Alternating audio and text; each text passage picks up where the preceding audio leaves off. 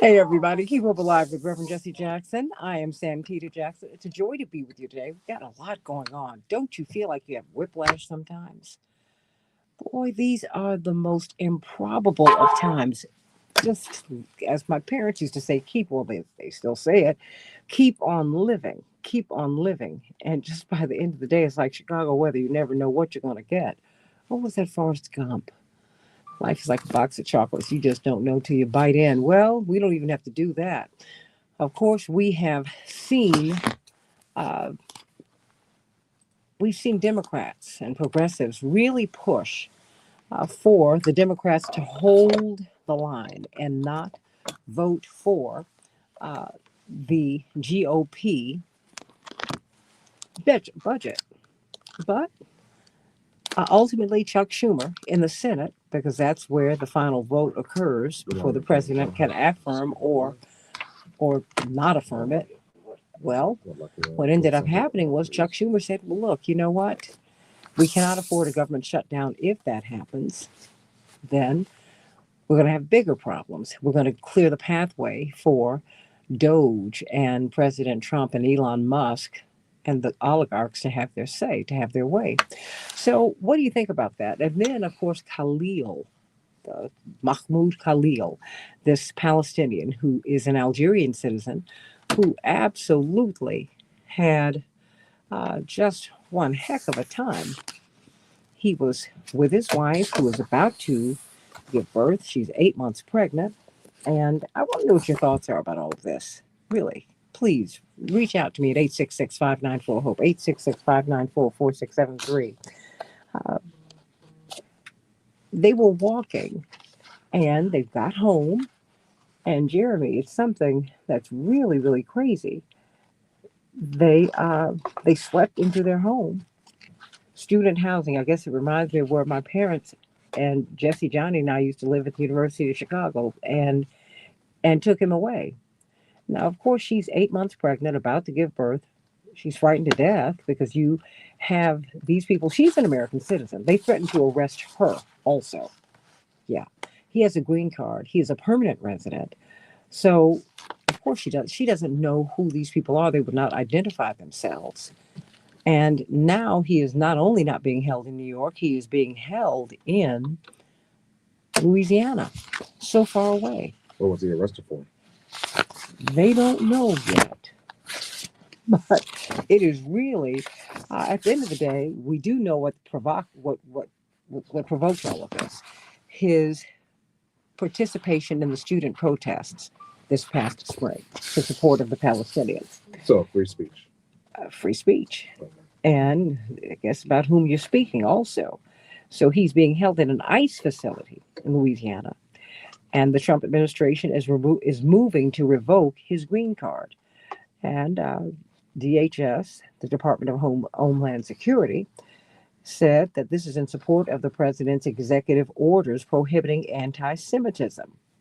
However, Jewish Voice for Peace, and we're going to have Jonah Karsh from If Not Now, these young people, one of these young groups of Jewish American activists, they're saying that the Trump administration's crackdown on anti-Semitism is just a pretext for a dangerous assault on civil liberties.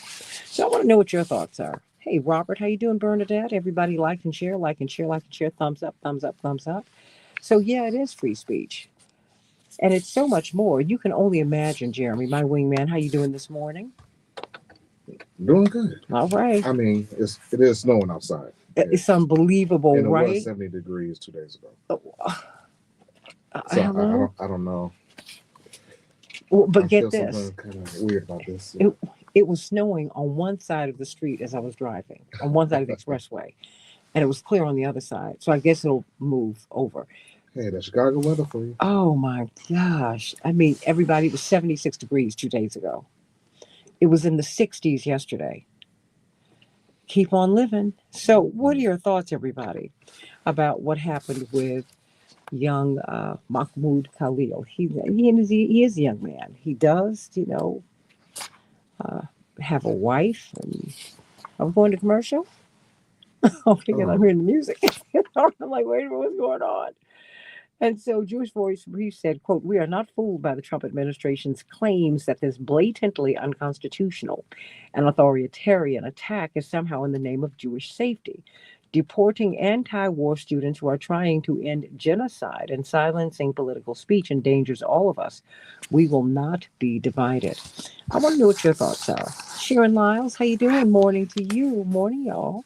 And because it's free speech, it's whom you're allowed to criticize. Free speech is it belongs to everyone. We have to be very, very careful. And you need to defend free speech for even for those, and especially for those you don't whose speech you don't like, the people with whom you disagree. And that's not happening. And that's a very, very dangerous place for us to be in the United States. So I want to know what your thoughts are. Call us at 866-594-HOPE, 866-594-4673. I do hope that you'll meet us at Operation Push on Saturdays at 930 East 50th Street here in Chicago. But if you are joining from around the country, go to the Word Network, which is the largest urban religious network in the United States. Go to rainbowpush.org so that you can stream it, because we're talking about these issues and we're meeting every Saturday at Operation Push as we have been doing for almost 60 years. So, yes, I was just at an event yesterday, Women of Achievement. Thank you so much for welcoming me here in Chicago. And people have been asking, well, are you all still meeting? We know Reverend is kind of semi in retirement, but he's not, Jeremy. He doesn't stop. So, everybody, I want you to call us at 866-594-HOPE, 866-594-HOPE. Attorney Daryl Jones, I'm getting you on just a little bit early, but I want to know what your thoughts are about this raid on this man and his wife. She's an American citizen. ICE threatened to arrest her. She wanted to know, who are you? Why are you arresting my husband? What's going on? Why would you arrest me? I mean, this woman's 8 months pregnant and counting. Attorney Daryl Jones, chairman of the Transformative Justice Coalition, former prosecutor, brilliant lawyer himself. You got to help me to understand what happened here. What is happening here?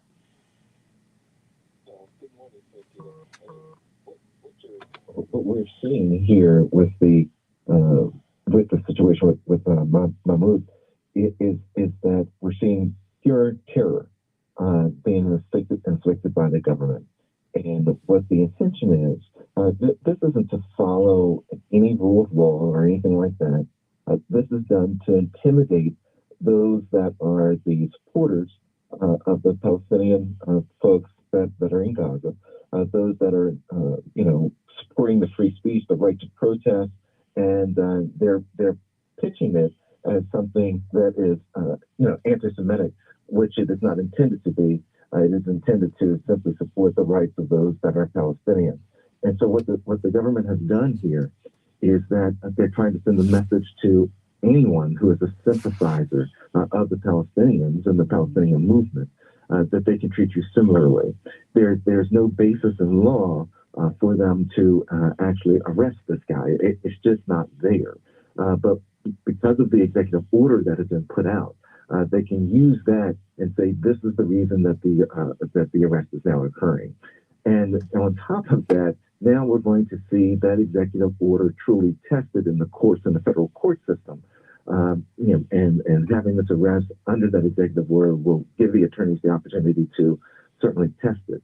The down part of all of this, and when you know that this is something that's truly just political, is that they move him out of New York and move him to Louisiana to make it more difficult for him to exist, to make it more difficult for attorneys to have access to him.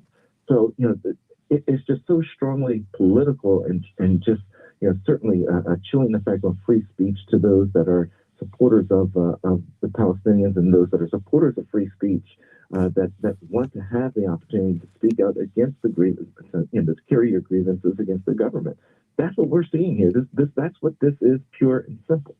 Well, and I want to hear from you, 866-594-HOPE, 866-594-4673, because it is disturbing to me. Well, the whole thing is disturbing because they threatened to arrest his wife, who is, beyond the fact that she's 8 months pregnant. And, this is not what someone who's about to give birth needs to be experiencing. So there's no compassion here at all, because you could still lose your child, with this kind of stress. It's frightening. And but they threatened to arrest her. Now they don't detain him in New York. They take him all the way to an ICE detention center in Louisiana. She can't see him, right? She's staying in student housing. That's where they were living. That's where they're in school. And I'm trying to figure out, okay, so is she about to lose her housing as she's about to give birth? Why were they going to arrest her? Why would they not identify themselves? Let me just back up. Do you not have an obligation when you are the arresting agent or agents to identify yourself and declare why you are arresting someone? There's an obligation to do the identification, because ordinarily what will happen is they'll announce themselves, and then they'll go ahead and move in if they're doing going into someone's home or something along those lines. You'll always have identifiers that are there. But a lot of times that's not necessarily done simply by law that's required, but rather for safety precautions on everyone's side. So typically, they'll want to identify themselves to give the person an opportunity to surrender to the authorities and that type of thing, and know who's coming into their home. In this situation, when you're dealing with ICE, it's really odd because when we're dealing with these ICE situations around the country now, you have a lot of people that are having these encounters, and they're putting the ICE garb on, the jackets or whatever, and just using that as their identifiers. In this situation, I do not remember reading with regards to whether they were wearing things that introduced them as being ICE agents or not. I would assume that they probably did, and I say that because usually what's going on around the country with these ICE raids is that they want to do it for the cameras, they want to do it for the media, they want the attention that this is what's happening, because it has the chilling effect or the effect of making other people nervous that are similarly situated with regards to what's happening. So it's a media spectacle for them when they do these types of raids. So typically they would have something that's introducing themselves, showing themselves as being ICE agents. Usually there is the introduction of saying the police authority that's in place, and that they may not want to do it unless they believe that there's weapons or some other type of danger that may be posed to police. Then they may do a no knock. Usually that comes from warrants, not a warrantless entry. And that's very interesting in this situation is whether or not this would be a warrant or a warrantless entry. It sounds like it was warrantless, and it just sounds like really that they're trying to limit the rights that those that are not U.S. citizens, that may be permanent residents but not a U.S. citizen, have. And that's the impact that I see on what's going on here. We're talking with Attorney Darrell Jones, chairman of the Transformative Justice Coalition, former prosecutor himself, and so he understands the system. And before we welcome other guests at the bottom of the hour, I wanted to ask you, well then, okay, what is a permanent citizen? A permanent resident and a green card holder. Is a permanent resident is what? And do they have any rights on American soil? On American soil has rights. They just have the basic rights. The permanent resident status, whether you're here on a green card with a work status or student visa, you're here legally, and so you're a permanent resident for those purposes. You do not have citizenship status, but you do have the right to be within the country. So that's the status that Mahmoud Khalil had was the permanent resident status. He was here. He had work privileges and everything else. As a matter of fact, his attorney actually has been interviewed several times, indicating that he clearly was here on the permanent citizen status. His work status was fine. His student status was fine. And what's happening now is that the administration had even without knowledge to him, had revoked the green card and the work status that he had here in the country, and they're using that executive order privilege to say that now not only is your green card revoked, you're now here illegally, so we're preparing you for deportation. So that's how we've gotten to the situation where we are with Mahmoud Khalil. And again, ordinarily, there would be all kinds of hearings and things that are held before you're dispossessed of your rights to the cards and everything, to the citizenship status, to the permanent citizenship, permanent resident status, etc. So that's what's being experienced right now. Well, what is next for him? I Good morning, mean, Rabbi. how can Would I lock you do up his there? lawyers communicate to him by telephone? I mean, how does this work? And he's a New Yorker. And I would imagine at this point, since he's in Louisiana and his attorneys are in New York, will be by phone. And they may fly down there to meet with him, but clearly, it's going to strain the communication with his legal counsel, which is part of the intention of moving him so far away that he would not have easy access to his legal counsel. But the other possibility is that there could be some local counsel that's in Louisiana that could team up with the attorneys that are in New York that can go in and meet with them at the federal facility. But it poses just an incredible challenge on the defense side to be able to communicate, quickly and easily with your client with regard to, setting strategy and understanding what's going on and what can happen from there. And as you so correctly noted, Santita, that the stress that it puts on the mother, the expecting mother, and the child that she's carrying is just insurmountable. The threat of arresting her, that's one level of stress that she's going to be going through. The stress of wondering what's going to happen with her husband.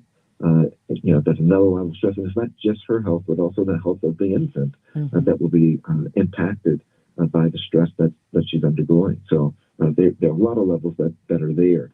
If they're trying to treat her as someone who is knowingly, they're threatening her with arrest. I don't know if they're threatening for her with arrest because they're trying to say they're just interfering with them trying to arrest him, or if they're trying to say that she was harboring him where they lived in a home. That part I do not know, but it's odd that they are threatening her with arrest.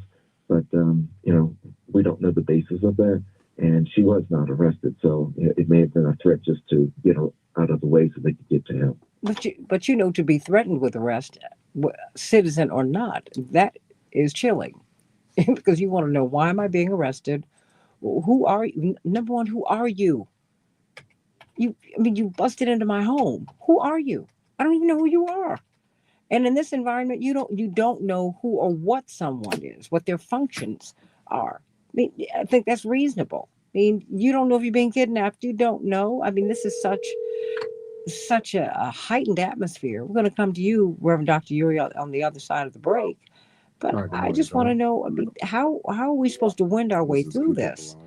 Because if it can happen, if an American citizen can be threatened with arrest, and it's because they're supportive of these demonstrations, because they certainly haven't gone after these young men who violently broke up the protests. Well, should I say the peaceful encampments at UCLA? You remember that this past spring, they literally walked in and they were beating up the people who were living in the encampment.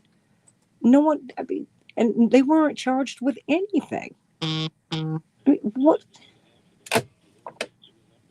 That during this time right now, there are people and campuses across the country that are imitating ICE officers. So you add that level to it as well, that they're not truly ICE, but they're imitating ICE, trying to tell people they're going to be deported and going after them. So you have that to factor into that analysis as well. And are they apprehending people? Are they beating people? they're trying to apprehend. They're going after them, and they're instilling fear into the students that are not U.S. citizens. That's precisely what they're doing. What do you think about that, everybody? This is where we are right now. I want you to call us at 866-594-HOPE, 866-594-4673. What do you make of this? Reverend Dr. Yuri, I cannot wait to hear from you. We all cannot wait to hear from you and get your take on this. Jonah Karsh from If Not Now, Chicago. What is going to happen with our students? What are we teaching them? I mean, think about that, everybody. What are we teaching them? We implore these young people to get involved, Jeremy Geiger, and you need to vote and you need to do this, and this happens. Well, I hope it makes you even more driven to vote and to be involved. Keep Hope Alive with Reverend Jesse Jackson. I'm Santita Jackson. Hope you'll meet me on my show on AM 950 Radio, 6 to 8 a.m. every day of the week. But you can go to the Santita Jackson Show and get a little preview. Back with more of Keep Hope Alive with Reverend Jesse Jackson in just a few minutes. They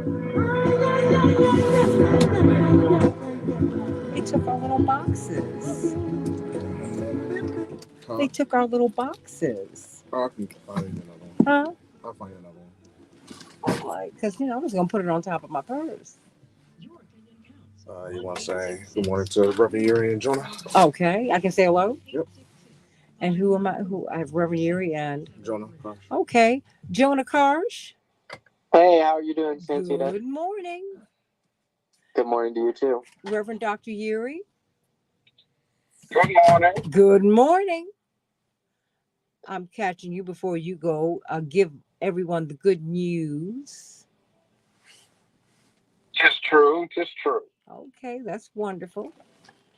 Okay. Santita, are you getting any feedback for me? I'm hearing my voice on my end when I talk. Well, that's only because he has you up in the studio right now.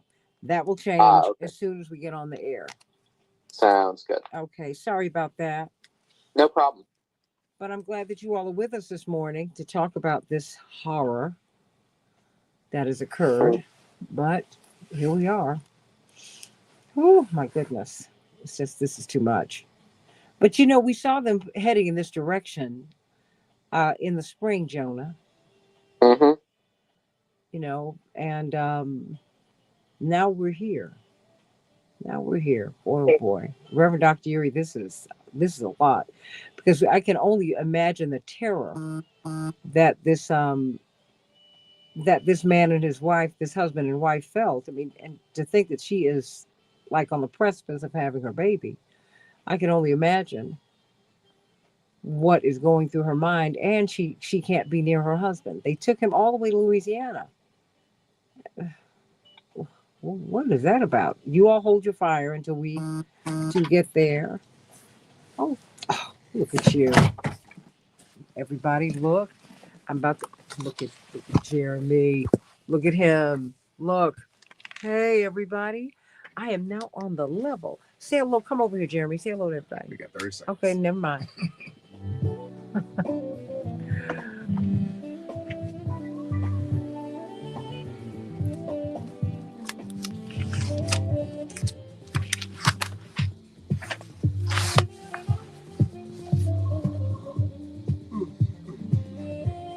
You're listening to Keep Hope Alive with Reverend Jesse Jackson. Call 1-866-594-HOPE. That's 1-866-594-4673.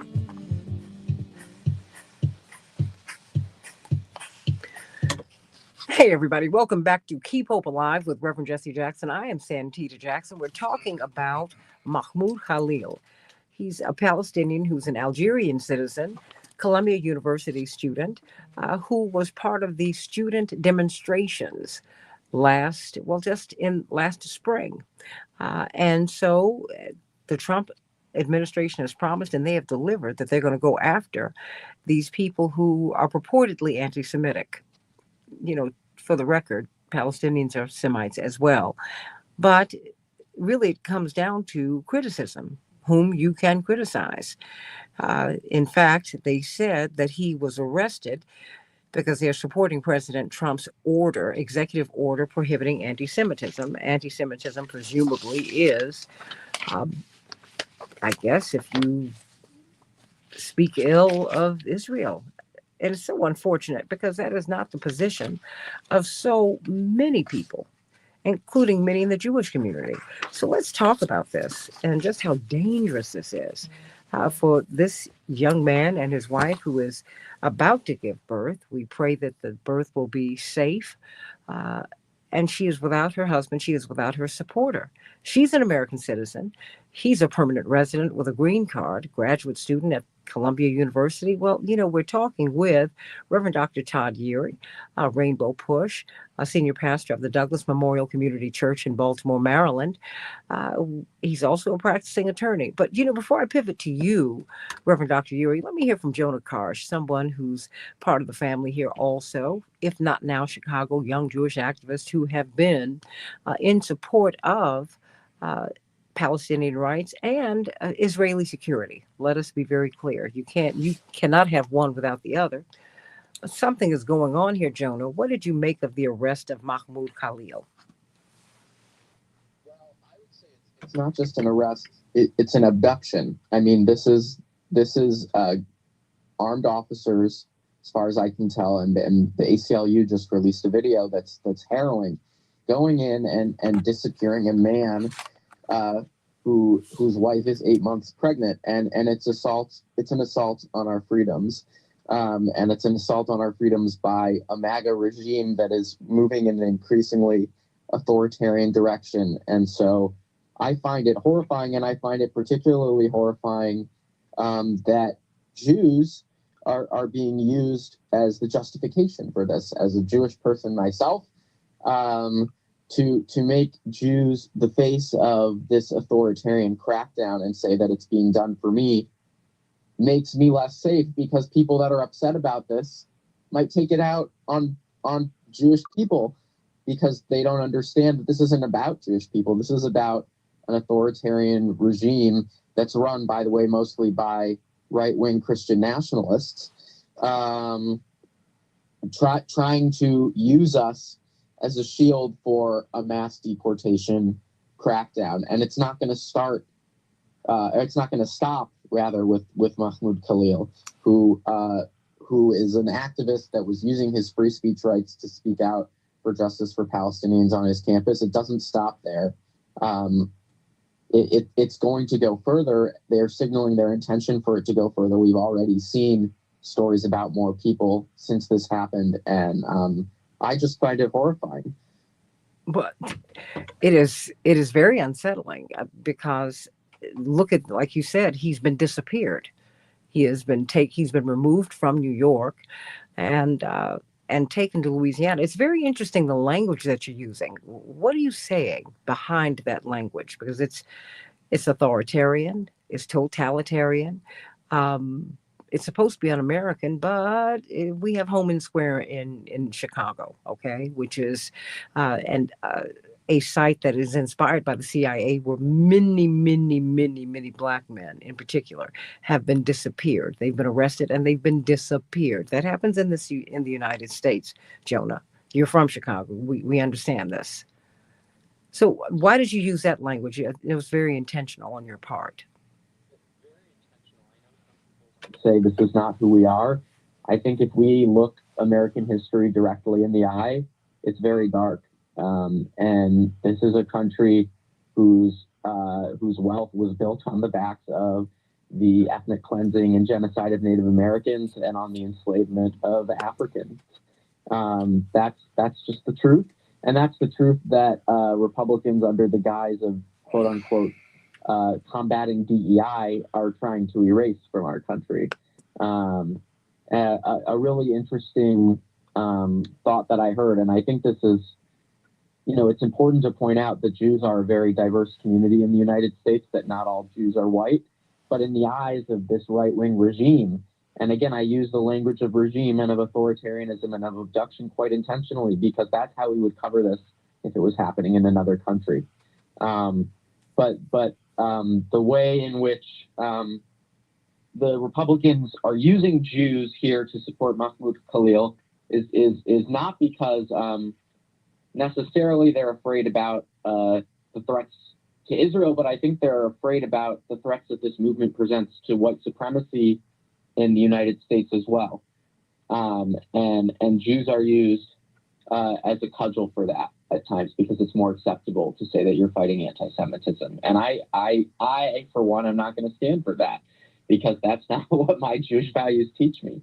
I do want to say something about something you said, Santita. Just a minor pushback. I know you said about Palestinians being Semites. Mm-hmm. I would urge us to move away from the framing of anti-Semitism is a word that we're stuck with, but the ethnic group Semites is an invention of German Christianity in the first place. And what's important to me is not any sort of ethnic underbearing on who has a right to live where, but that Jews and Palestinians alike have a right to be in that land, have a right to live free from bigotry, and Jews and Palestinians and all people alike have a right to be in this country. And the like I said, the abduction that we are seeing from a regime that is taking an authoritarian posture, I'm using that language intentionally, as you said, that's what I think needs to be talked about in this moment. Oh, I absolutely agree with that, and I accept that. The only thing is, just given where the culture is, many people don't see these people as being related and having lived there for thousands of years together. They don't, and that is unfortunate. And it's a complete misrepresentation of history. Even as we talk about white Christian nationalists, Jesus has nothing to do with this. This is white nationalism. I mean, because in order to be a nationalist, you have to have a state. That is not. These are white nationalists in the United States, and they come after everybody who's not white because they believe this land is their land and it's made for them and thee. That's it. So, Reverend Dr. Todd Eury, what do you make of this? What did you say? This abduction and the disappearing? I mean, because really, that's the best way to frame it. Jonah Karsh, thank you for that. Thank you for the correction. Thank you for framing it that way. Reverend Dr. Todd Eury, Esquire. Well, good morning, Santita, to you and to my colleagues. Let's be very clear.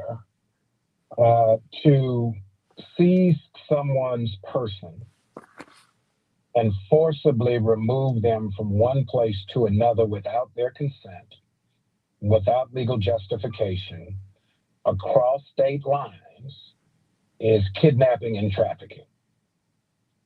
So the government, who is supposed to enforce the law, is actually breaking the law. That's why you saw, I think, the immediate push to address the issues. He doesn't even probably know what he has been seized for. So he's allegedly violated some standards, some norms, some law about some protests for which lawful permanent residents do have First Amendment rights, free speech rights. There's no indication of what conduct, what relationship, what engagement justifies him being classified as some sort of terror threat or terrorist.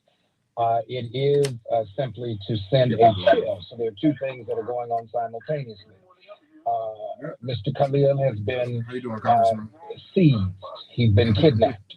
At the same time, the government is pulling back the funding, the federal grants that have been awarded to schools where some of these protests have taken place, because the government is trying to get arbitrary and voluntary enforcement of a law that does not exist.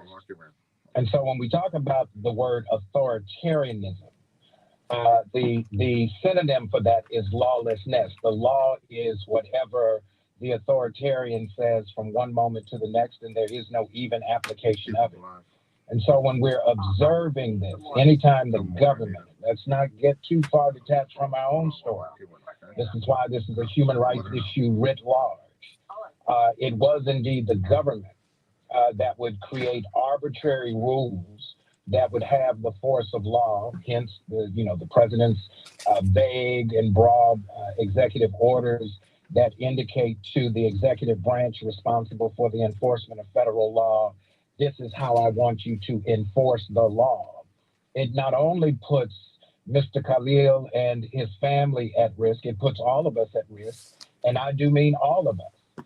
Because if this government can just get up and decide one day that some person, for some reason that none of us has really gotten a clear statement of, is somehow a threat, and remember that language is being chosen intentionally, then we have a whole host of other problems. Let's not forget that this president has once again removed the United States from the UN Commission on Human Rights. Once again, we have this president pulling back from the enforcement of U.S. civil rights law. The Department of Justice has withdrawn from a number of cases that go right to the core of protecting the agency and the personhood of everybody. And now you have this arbitrary removal, some foreign nationals shipped to foreign countries to be in there in violation of federal law and U.S. treaty law. Remember, a leopard never changes his spots. You have now the executive who has his own criminal complications in his background, though he did no time and had no obligations because of the actions of the state judge after he was elected. But let's not lose the sight of the reality that this is just a continuation of a behavior that we've seen over many, many years, except now it's directed at anybody and everybody that would raise an issue about the arbitrary actions of this U.S. government. You know, and we actually have Congressman Jonathan Jackson. We were, I mean, as if this were not enough, Congressman Jackson, we've been talking about Mahmoud Khalil, the young Palestinian who is an Algerian citizen who was seized from his home, abducted. Thank you, Jonah Karsh from If Not Now. Thank you, Attorney Daryl Jones from the Transformative Justice Coalition, and Reverend Dr. Todd Eury, pastor and attorney. But we're also looking at the budget, which it seems like the Democrats caved. Either one you can talk about. I know that you're on the run this morning, Congressman. At 1 a.m. and just made in at 2, so please forgive me. That's well, okay. Let me tell you specifically on the budget, and thank you, Reverend Todd Eury. I just had a chance to hear what you said, and that's absolutely brilliant and spot on. People should be very concerned. I don't want to play into people's fears because we're going to survive this and go through this. But what's happening now is absolutely lawless, and it's testing the boundaries of our Constitution, of our government. That is why the founders did not want people that had engaged in the insurrection to get another bite at the apple. That was a practice run for January 6th when those persons came in there and no command was given for the officers to defend themselves, let alone the Capitol. Many of those officers that had to fight back after they were being struck with poles and canes and bear spray and other things, they ended up getting interviewed after being assaulted and being asked, why did you hit these persons back with an open fist? Don't forget the officers got investigated for defending themselves because they were told to stand down. It's so humiliating. I was in the rotunda on January 20th, and after the president signed for his inauguration, which felt more like a hostile takeover, after he signed the pardon, the full pardon for those Proud Boys, and told the gentleman, hey, get this over to them now. They're expecting to get out. By the 21st, that Tuesday at noontime, members of the Proud Boys and some of the Oath Keepers came into the chamber, same chamber they couldn't get in 4 years prior, and you could just see the humiliation on the face of so many of those officers, because in order for those Proud Boys, Oath Keepers to get their jail sentence, people had to testify against them. The officers that were getting assaulted testified against the Oath Keepers. Now they got out of jail, and literally you were seeing officers looking at their phones. They were getting emails and text messages to let them know the person that you testified against that assaulted you and so forth has now been released. And this was happening all day. So there's a very gloom and doom feeling around the Capitol. And Mr. Trump is now testing. He knows these executive orders don't stand the rule, can't overrule the rule of law, but they do take the effect of law immediately until they're challenged in court. I don't know the number now, if it's 140 lawsuits But this muzzle velocity theory that they have is the only way to test and break the bounds of the Constitution. Reverend Geary, I don't know how many times he's been to the Supreme Court, but people on death row that are trying to get to the Supreme Court to have urgent matters for children, for families, things that need to be cleared. But he's clogging up the drain pipes of justice, throwing things in the Supreme Court every week. And what we should be on guard for, which can almost say with a certainty we're going to see happen, is what happens when he defies the Supreme Court. He's already defied the federal judges. What's next? Do you think that's next? Define.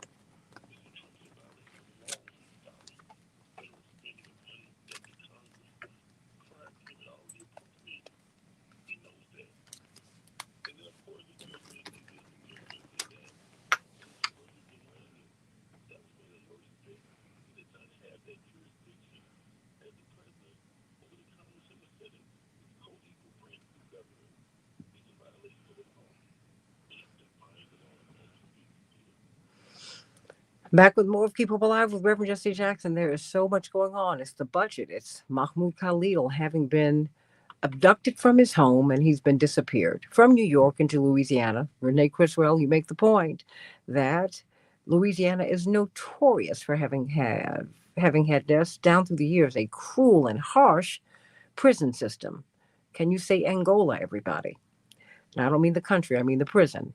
Back with more of Keep Hope Alive in just a few minutes.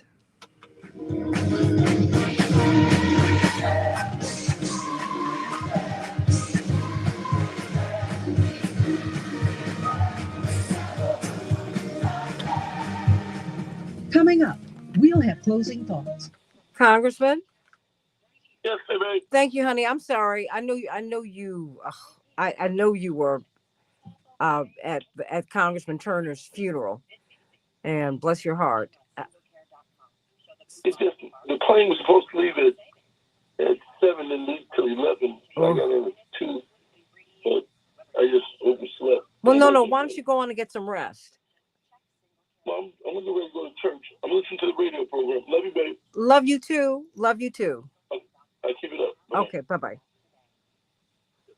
Okay, you guys. There's a whole lot going on.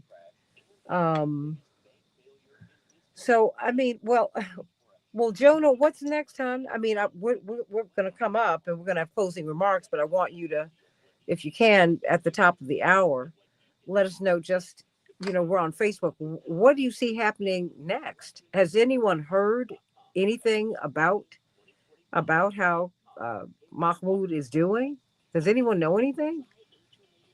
I think that the attorney was able to speak with him maybe days later, and obviously the judge said that he needed to have a hearing before he could be deported. Thank goodness. They're fighting to bring him back to New York, and I know his wife released a statement about how stressful this was and how much she wanted him to be back for the birth of their child. But bigger picture, I think this is the beginning of more of this. We've seen, I think there was a story about another Palestinian student at Columbia that this already happened to. Columbia has expelled and revoked degrees of almost a dozen students this week, I think, as well. And so this obeying in advance that we're seeing from some of the universities as well is really scary to me, because there's a sense of fear that their funding is going to get cut off. And so they're willing to go along with this and put their own students on the chopping block. I mean, and there's $5 billion that's tied up. I mean, Right. it's not 400 million. It's $5 billion in research grants and such that's on And the in line. financial aid Yeah, too. yeah. I mean, so wow. But how do you stem the tide? How do you turn this around because of the way anti-Semitism has been defined? And what is the blowback on the Jewish community? What are you feeling? What are you hearing? I mean, what are you feeling? Are people saying anything to you? Well, I'm fortunate enough to be in a community of people that really get this. I think I think I need to get out and spend more time with people that are in a different place too. But what's scary to me, is that Jews are being made the face of this, the reason for this, and it's important, I think, as Mahmoud Khalil himself said, to understand that Palestinian and Jewish safety are intertwined. But this is the opposite of that. What's going on here? This is to say that because Jews are made unsafe, purportedly by somebody like him, we're going to justify these authoritarian crackdowns, and then people that might not be paying that much attention or look and say, oh, this is the Jews' fault, and then that comes back on us too. So I'm worried for my community, but I'm also worried for the Palestinian community that's clearly at the razor's edge of this. Well, honestly, I'm concerned about everybody because it seems to me dissent.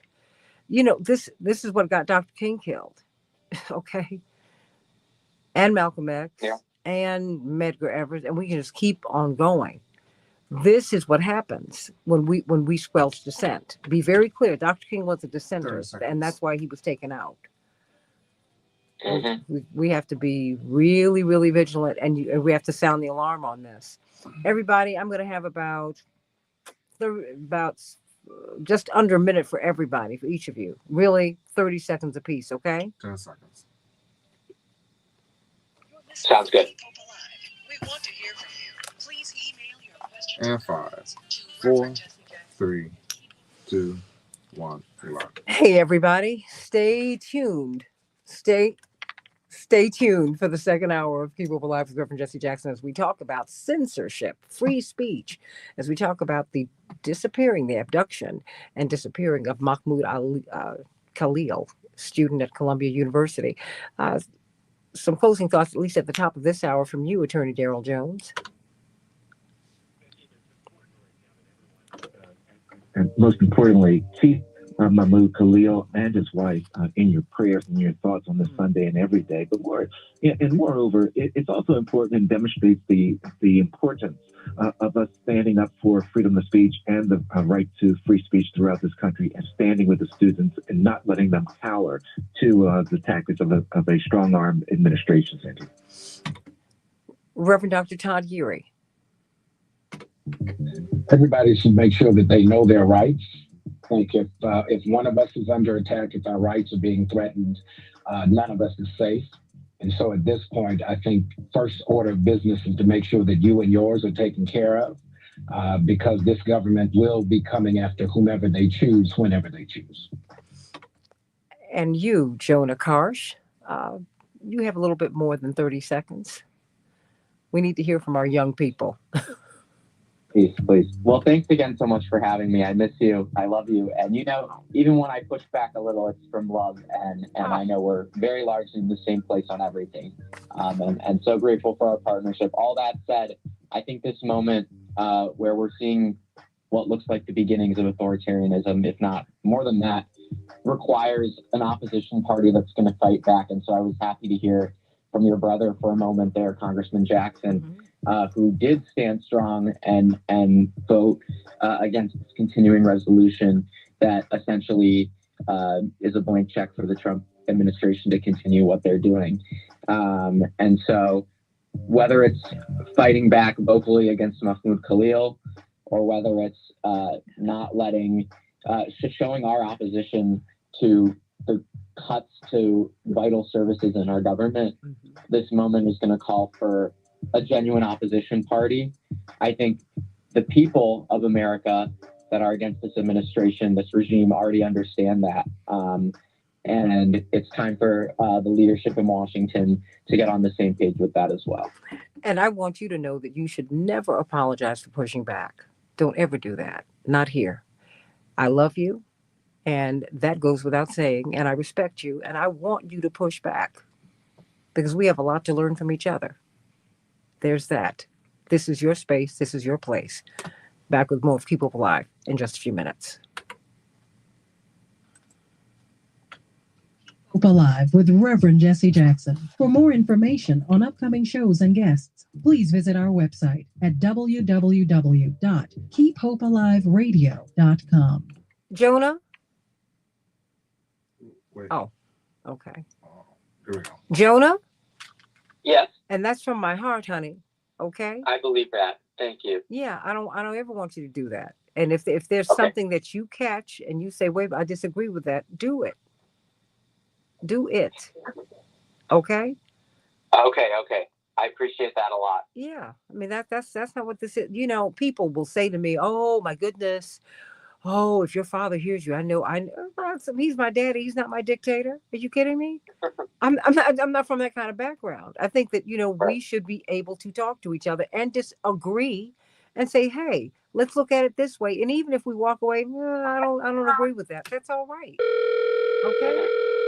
All right. Just No, I believe it. just know you always have that space Right, here. right. And you have the obligation. I'm gonna lock you in with Cynthia. Okay? Mhm. You Sounds have it. good. Thank you. So stand by.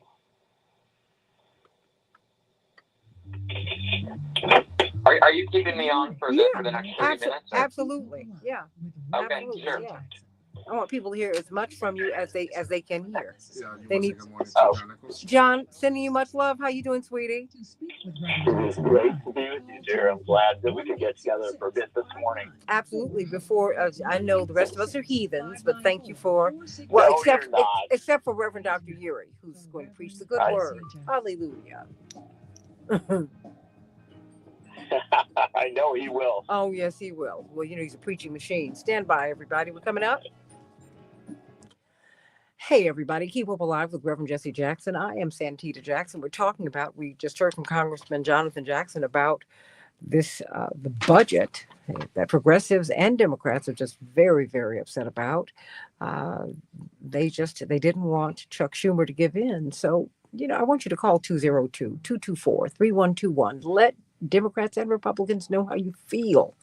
Let them know what it is that you want. The government is of, for, and by you, and they govern by our consent, but the consent needs to be informed, everybody. You got to get involved. We've got a tremendous panel here. We've been talking with Reverend Dr. Todd Geary from Rainbow Push and senior pastor of the Douglas Memorial Community Church. We're so honored that he joins us before he goes in the pulpit and preaches this relevant gospel. And of course, attorney Daryl Jones from the Transformative Justice Coalition. Indeed, he's the chair, but he's also a former prosecutor, so he really understands the process. We're joined by John Nichols from The Nation magazine, longtime ally, family member. But I wanted to give the balance of my time here as we talk about Mahmoud Khalil to you, Jonah Karsh, from If Not Now, because as we ended the last segment, I wanted to begin this segment with dissent, which is what we've been talking about. Even as we push back, we can disagree without being disagreeable. And I said to you, and I emphasized during the commercial break, that even as you push back, you don't have to tell me you love me. I know you do. And I love you. And because we also like each other and respect each other, although a generation separates us, and I'm your auntie, really, the fact is, I want you to know that you have the space here to disagree. This is what we're talking about, Jonah. We're talking about someone who's disagreeing with the status quo, and he's been disappeared. And you reframed the discussion. You said, wait a minute, he wasn't just arrested. He's been disappeared. We haven't seen him. Jonah Karsh, your response to being able to push back in these spaces and to what happened and how it is that you reframed what happened with Mahmoud Khalil. Back on the question of arrest and wanted to talk about it as an abduction, and I think you totally got me there. I also pushed back, I think, a little bit on the idea that we talk about sometimes about Semites and Palestinians are Semites. I think that can be. I try to move away from the framing of categorizing people into ethnic groups like that when that label in particular was invented by German Christians as sort of a pseudo ethnicity that no one in the region actually considered themselves as, in order to justify making Jews seem different than others. And so while anti-Semitism has been sort of grandfathered in as the word that we use for hatred against Jews, and I wish we had a better word, I do think I try to avoid using the word Semite or the category of Semite, because I think it's actually rooted in anti-Semitism in and of itself. But the ability to dissent and say that on this show is exactly the thing that Mahmoud Khalil was deprived of just now. Those are the rights that were taken away from him. That if you can't protest peacefully on your campus and not have a place in this country because you're doing that, it's hard for us to say that the freedoms that we were taught to believe exist here are actually present in this moment. And that's what I want the focus to be on more than any semantic points is his plight and fighting against it, because it's not just about him. He's not going to be the first one, but it's also a threat, and it's an attempt to create a chilling effect and prevent anything like what happened last year, which was young people, Jewish, Palestinian, and otherwise people of conscience from all over the country seeing what was going on in Gaza and our country and our universities' complicity in it, and saying, no, let's stop this. That's what this was about. It was about a crackdown against that, and that's what my focus is on today. And I appreciate that. We need to have that reframing, because we really need to understand where these terms come from, because they do have historical moorings. And when we understand that, Jonah, it changes the conversation. It makes us very careful about the use of these terms. And I want to thank you for that correction and that understanding, giving us that understanding today. That's very important, because it's true. When you go there, they don't frame it that way. When you talk to all of these people, they have, up until recently, until you had the introduction really of white supremacy, they have seen themselves as one. So let's talk about that. We're welcoming John Nichols from The Nation magazine, who's on his way to church, but he always gives us a bit of a carve out. Thank you so much. And as we go to break, I want to send love to Daryl Prunty, who's part of the Morning Stars. He has had a loss in his family, and I want to send you so much love today, Daryl. You've been a caregiver. When I know something about that, I think we all do. And I just want to say that we love you. We love you, and we're praying for you and your family. May God continue to bless you and your family and these precious memories that you hold. Back with more of Keep Hope Alive in just a few minutes.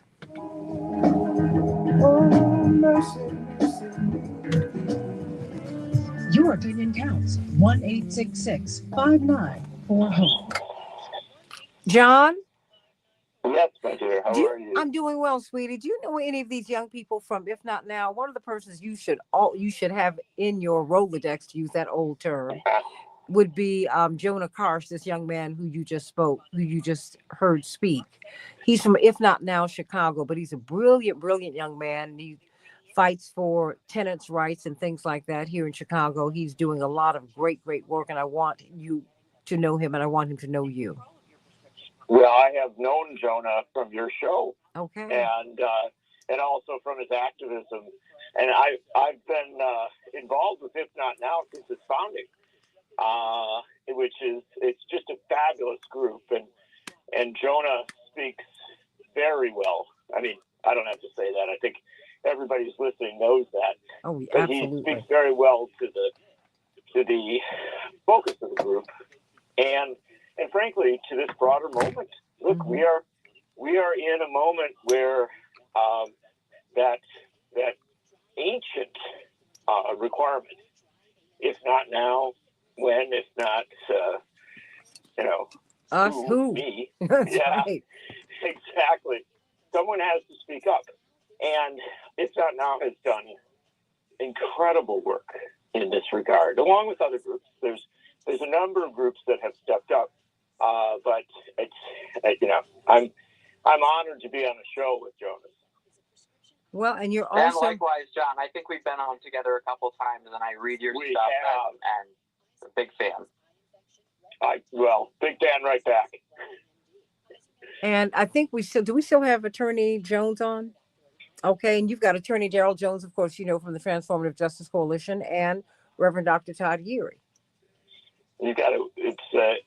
I feel lucky and blessed that you've got such a great group of people. I can step in for a moment and offer a few vague thoughts, and everybody else will fill it in perfectly.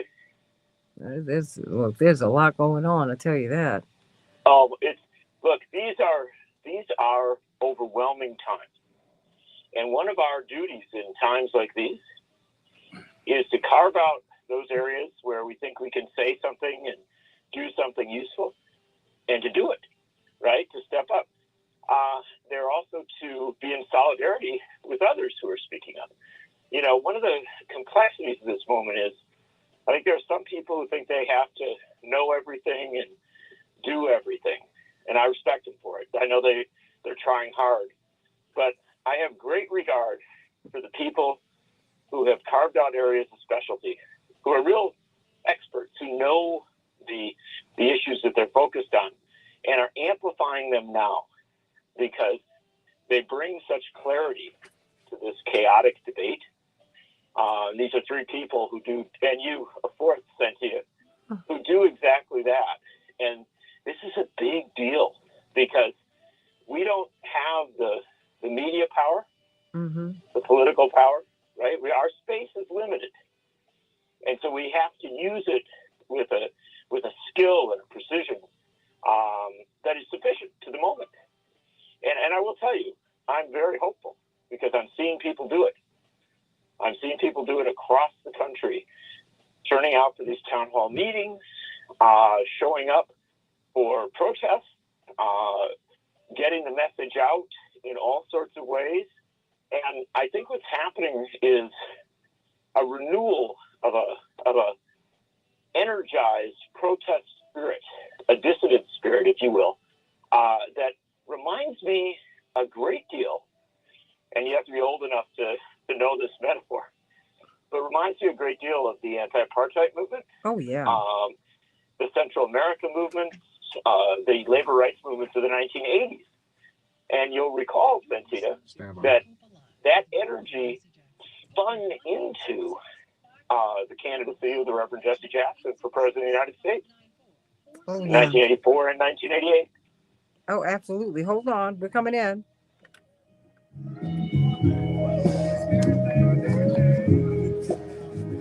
Hey, everybody. Keep Hope Alive with Reverend Jesse Jackson. Having quite the conversation with Jonah Karsh from If Not Now, Attorney Daryl Jones from the Transformative Justice Coalition, and, of course, Reverend Dr. Todd Yeary from the Douglas Memorial Community Church. Of course, he's from Rainbow Push as well. And I'm going to give you a word, Reverend Dr. Yeary, before you have to scurry away at the bottom of the hour, because I know you've got to preach today. But we're welcoming John Nichols from The Nation magazine, who is on his way to church as well, on his way to congregation. And so, what do you make of? I mean, Jonah, you put it. How did you put this? I guess it was such the perfect reframing of what happened to Mahmoud Khalil. What did you say, Jonah? I can't take credit for this because I'm in a movement of people that are saying this, but this is an abduction by an authoritarian regime. And I think that's how we would cover it if it was happening somewhere else. Well, I think that's it. John, what do you make of what happened to this young man? And while his wife, an American citizen, they would not answer her. They would not tell her, they would not identify themselves. And then they threatened to arrest her, I guess, to shut her up. I mean, whew, what do you make about this? What do you make of this? It's one that everyone in a position of power, whatever that power may be, journalistic, political, economic, ought to be speaking out about. As Jonah and others have pointed out, you don't have to have a particular position, right? You don't have to say, oh, I like where this person stands, or I dislike where this person stands, or I like most of what this person says, or I dislike most, whatever. That doesn't matter. At some fundamental level, What matters is that someone who was dissenting from the policies of the United States in the great American tradition of dissent was arrested and disappeared. And this term disappeared comes not from this country, but from other countries, where authoritarian regimes don't just seek to punish their critics. They actually seek to put them, in a place where no one can see them, no one can hear them, no one even knows where they are. Now, we do have a better sense now of where Mahmoud Khalil is, but in a moment there, in a significant moment, we didn't. And this is the important thing to understand. Well, when you have someone who is in the United States and has all their proper documents, right, and is afforded all the rights of the Constitution, the most essential right in that Constitution is contained in the First Amendment, and it is the right to not just freedom of speech, but to assemble and to petition for the redress of grievances. The founders of this country, as imperfect as they were, and they were imperfect, they knew that for this country to function, for this country to be what they hoped it would be at their very best, someone like a Tom Paine or a Ben Franklin at his best, at their best, what they hoped for was a country that would get better, would become more fair, more just, more equal, because people dissented, right? Because people were willing to speak up and oppose a status quo. That's why they put those essential rights into the Constitution. These were not put there to protect your right to speak to your neighbor or to assemble, with a friend at the coffee shop. These were put there to petition for the redress of grievances, i.e., people were given a right to speak and to say, in a coordinated, organized way, we think the policies of this country should be different. That is what this brilliant young man did. And he did it very well. He appeared at rallies, he appeared at events. He also appeared on television. I wrote about this case and quoted some of his appearances on CNN. And so he did become a prominent figure. And that's what makes this, perhaps even more troubling, because you see the targeting of someone who was effective in speaking out and dissenting against American policy.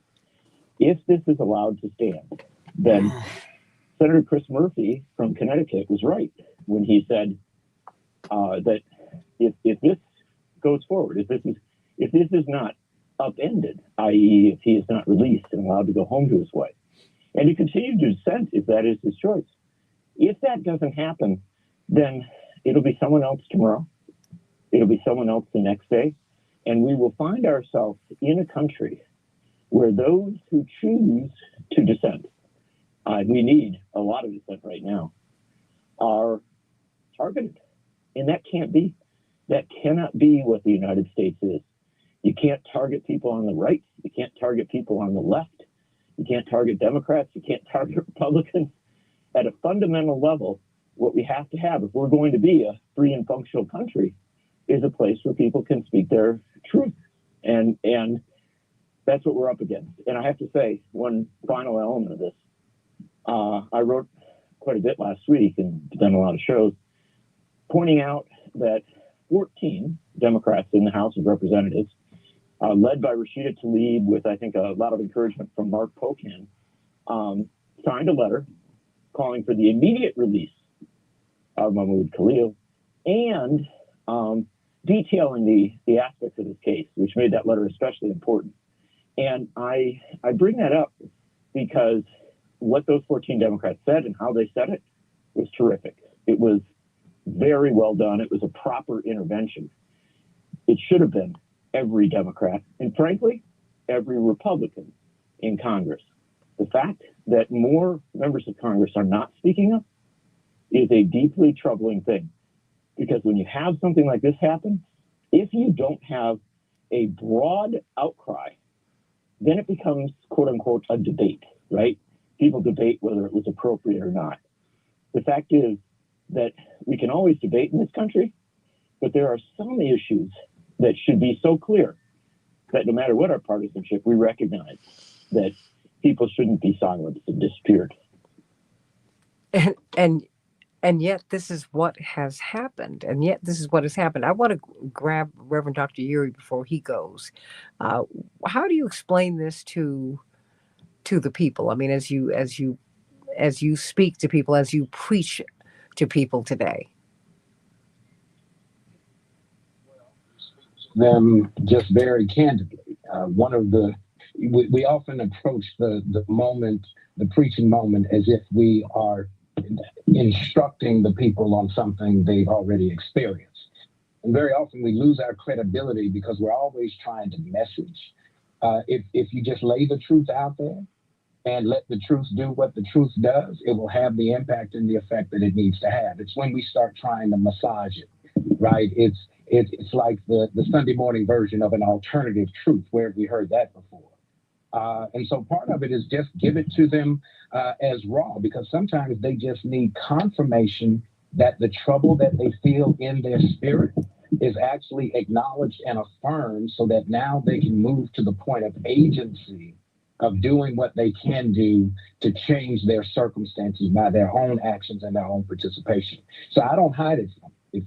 Look, I call this grown-up church. Now, if you're looking for something else, then you can go somewhere else. But I usually give a disclaimer and a warning that if somehow or other the gospel is some milquetoast presentation, then you might want to take a moment, go find your car and go around the corner, because in here we're going to have grown-up church, and we're going to talk about a big people gospel that affirms the accountability that's required from our own self-examination, but also makes us committed to the cause of justice to defend the interests and the rights of others. John Nichols, I mean, where do you see this going? What is next? Good preachers speaking up, and good citizens speaking up, and conversations like this. The more that it is discussed, the more we have some ability to shape where it goes. On the official track, there is a court case in New York that's dealing with this issue. There was presentations made last week. One hopes that the judge will move quickly. To my view, the judge has not moved quickly enough. But one hopes the judge will move quickly to say this cannot stand, right? And to just do all the proper steps to secure the release of Mahmoud Khalil, and also to, in a broader sense, signal that this is entirely unacceptable. Now, I know that the courts don't always engage in politics, but the courts are conscious of politics. I mean, most judges are very aware politically. And so I do think it matters that people from across the spectrum are speaking up and saying this is wrong. And so I do think we're at a critical juncture right now. This is a point where so much is coming at us, so much is happening. You know, we're watching the CR vote in the Senate and things like that, that it is easy to move from issue to issue and to be outraged today about something, tomorrow about something else. What I would say is there are some issues where our outrage has to be consistent. And this is one of them, because it goes to the basic premises of the American experiment. It goes to this core question of, can you dissent against your government in a peaceful and responsible way?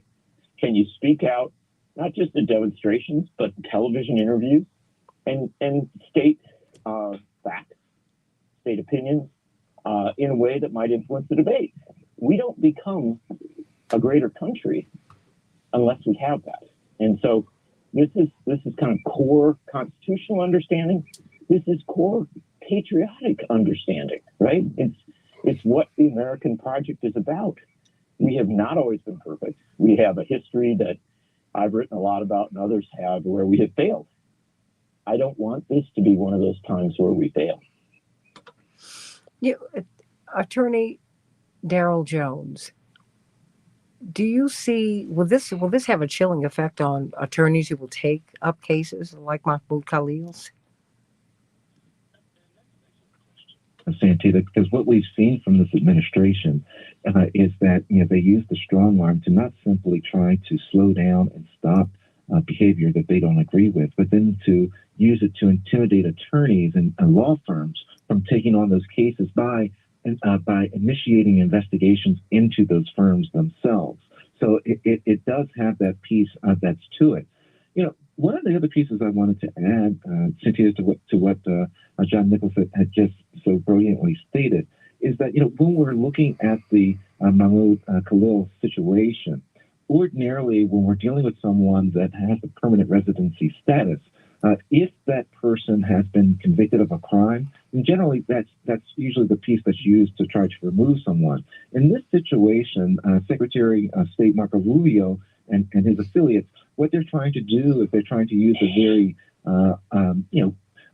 under the radar, if you will, old piece that's in the law that says that that the government can initiate a deportation proceeding against anyone whose presence in the country is adversarial to the U.S. foreign interests. And so that's what they're trying to use as the basis for trying to have Mahmoud removed from the country and revoking his permanent residency status. So it's going to be really interesting to watch all of this unfold in the court system. Unfortunately, Brother Khalil is going to be caught up, I think, for a while until it works its way through the courts. John Nichols, before you go to church, I mean, what do you want us to know? What should we be looking out for? So much is happening. I mean, because now our government is attacking South Africa. That's going to be another show, another story. I mean, they have the Secretary of State has said that the South African ambassador is not welcome here. And they're willing to pay the price. I saw old footage of Nelson Mandela when he was making his first tour of the United States just after he'd been released from prison, in which he said, we went to the West. The ANC went to the West for help in our freedom struggle, although the MI6 and the CIA helped to get him arrested. They had him arrested. Let's make that very clear. Even with that, they went to the West for help because we are the city on a shining hill, right? He said, no, they turned us down. But the Palestinians and Castro, they not only embraced us, they sent people to help us immediately. Immediately. He said, so if you think I'm going to come out of prison and turn my back on my friends, you're mistaken. And now this, I mean, it's just, there's so many interconnected and moving parts here. Tour of the United States back in the early 1990s. And one of the most striking things was that he went to the Dearborn Works in Dearborn, Michigan, a big auto plant. And he went there for a reason. He wanted to thank Local 600 of the United Auto Workers, because Local 600 of the United Auto Workers had spoken out on his behalf, not in the 80s or the 70s, but had been speaking out for a generation. And I was so moved by that moment when Nelson Mandela put on his Union jacket to honor those who had supported his struggle in the struggle against apartheid for so long.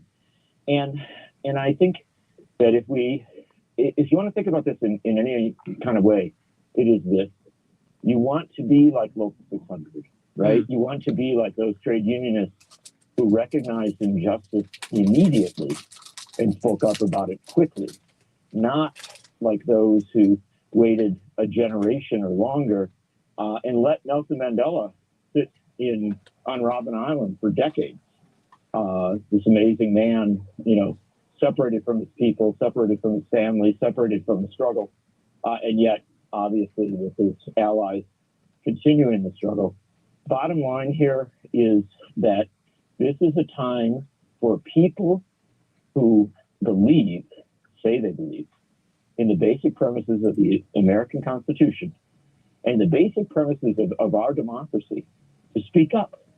This is a critical pivot point, and silence now is a failure.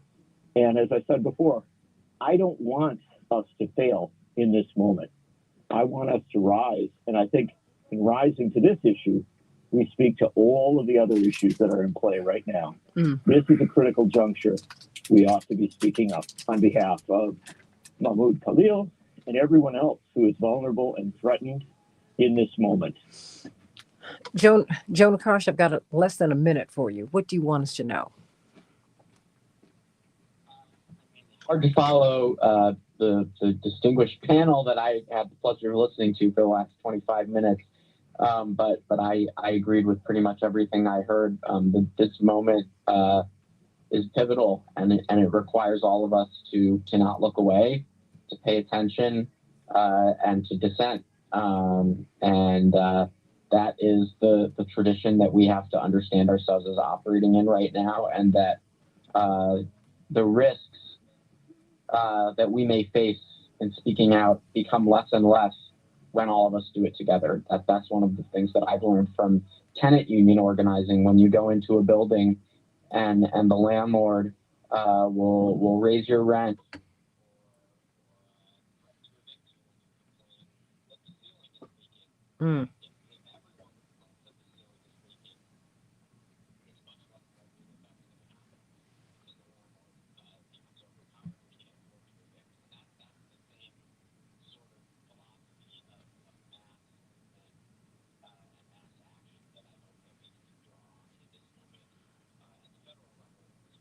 We have the power.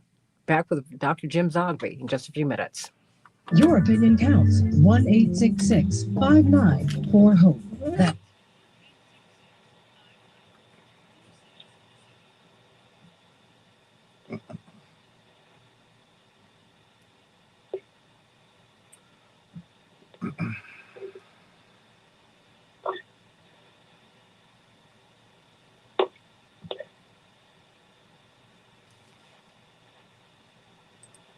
Santita. Okay. So who do I have? Santita. Yes. Santita, I'm taking off, but let me give you blessings and prayers and good hope this morning. Oh, bless your heart. You know I love you. I love you so much. I love everybody. Thank you. Thank you, Jonah. Sending you so much love. You too. Take care. Take care. Reverend Dr. Uri, have you left? Did you leave? Still here for a minute. Oh, okay. All right. Good Well, morning, we've got Dr. Dr. Zogby coming. Hi. Hi. I'm going to lock you in with Santita, please. And do we have you, Daryl? Daryl's gone. Okay. You do have two callers on, Anita and Fred. Anita and Fred? Mm-hmm. Okay. You want to say good morning to Dr. Zogby? Dr. Zogby, how are you? I am fine, Santita. How are you? Doing great. Thank you so much. Whoa. Okay. Just doing something? Yeah. All right. Okay. Dr. Zogby, you also have Dr. Reverend Yuri on as well. Okay.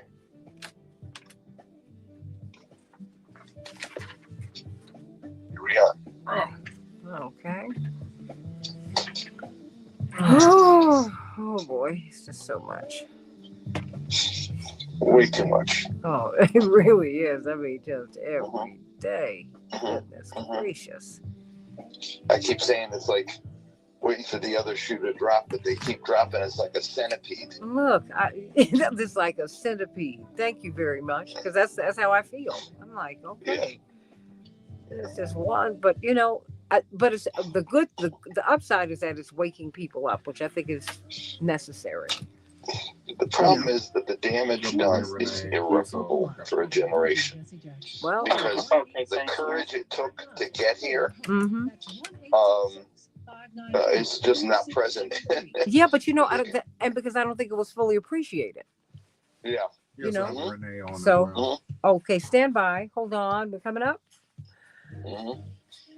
Hey, everybody. Keep Hope Alive with Reverend Jesse Jackson. My wingman, Jeremy Geiger, and I are talking about Mahmoud Khalil. We had Congressman Jonathan Jackson talking to us about the budget and this too. But let's talk about the abduction of this young Palestinian Columbia University student with permanent residency status here in the United States, a green card. He's married to an American. She's about to give birth within a couple of weeks. And he was abducted from their home and disappeared. Wow. Let's talk with Dr. Jim Zogby, Arab American Institute. What do you make of this?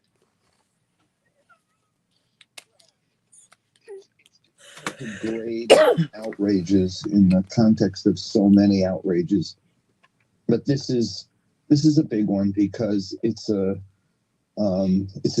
part and parcel of an effort to power Columbia University, to make it an example for other universities across the country, punishing them and punishing faculty and students and sending them bizarre guidelines of what they must do if they want to continue to receive any federal assistance.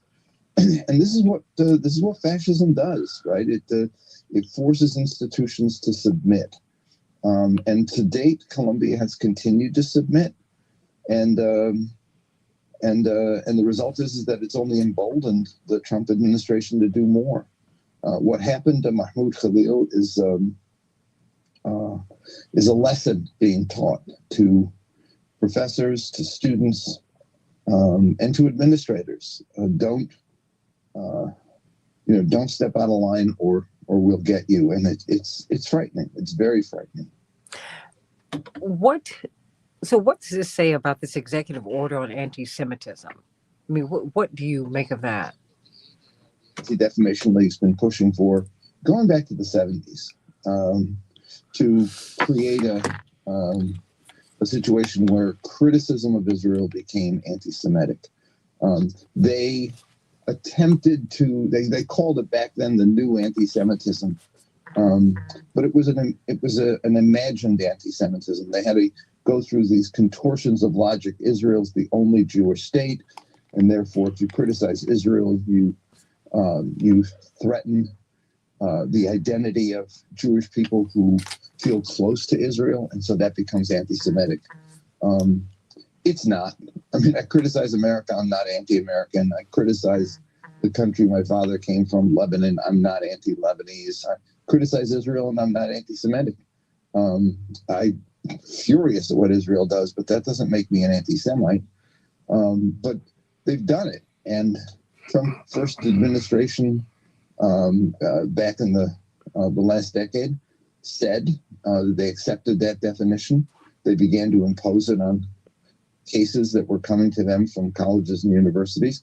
It's now become so widespread that they're sending out notices to people saying, please, if you felt that you've been a victim of anti-Semitism on campus, felt uncomfortable with things being said by professors, etc., report it to us. They're soliciting cases. They have right-wing groups in the Jewish community collecting cases, and frankly, it's an effort to silence criticism of Israel. But more than that, I think it's being used by the Trump administration both to buttress their base with the Christian evangelicals, but also to force universities to cower. We'll get you on this.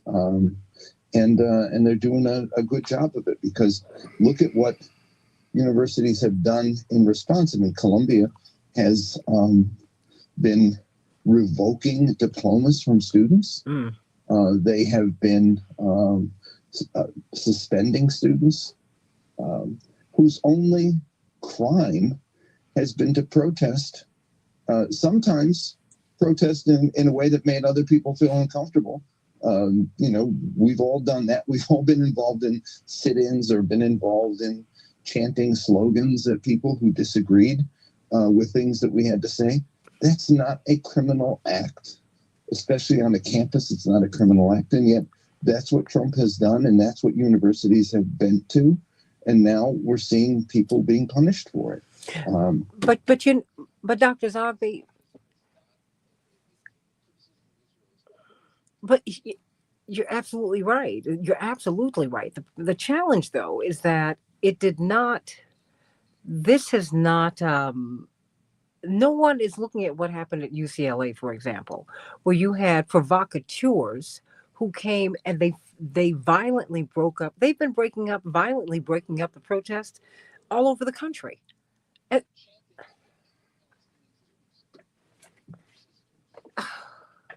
What? That's look. That has gone unreported. They know that there is an anti-Arab, anti-Palestinian bias. They know that if you say something like that to somebody Jewish, there's going to be outrage. You can say it to somebody who's Arab or Palestinian, it doesn't matter. Back in 1970, I got a letter to my home delivered on my wife's birthday saying, "Arab dog, you'll die if you set foot on campus again." It was one of those ones with magazine letters cut out. Well, I took it over to the campus police. I took it to the campus administrators, and they laughed it off with "the boys will be boys." And that continues to happen. This isn't the first time that we've seen people chanting things at Arabs and like the stuff that happened at UCLA, and it continues to happen. And yet there's no outrage because, well, it's like you deserve it. You support a cause that is anti-Israel, and so authorities are willing to let you get away with it. But if you do it to a Jewish group, then it becomes the outrage is enormous, and you become susceptible to punishment. And so Trump was smart, and Biden, who also followed the same policy, was also smart. Knowing that you can court the Jewish vote, you can court the Jewish community, you can court Christian evangelicals, you can find this is acceptable. It's not acceptable to do it to any other group, but it's acceptable to do it to them. And so Arabs are like the weak link in the civil liberties protection chain.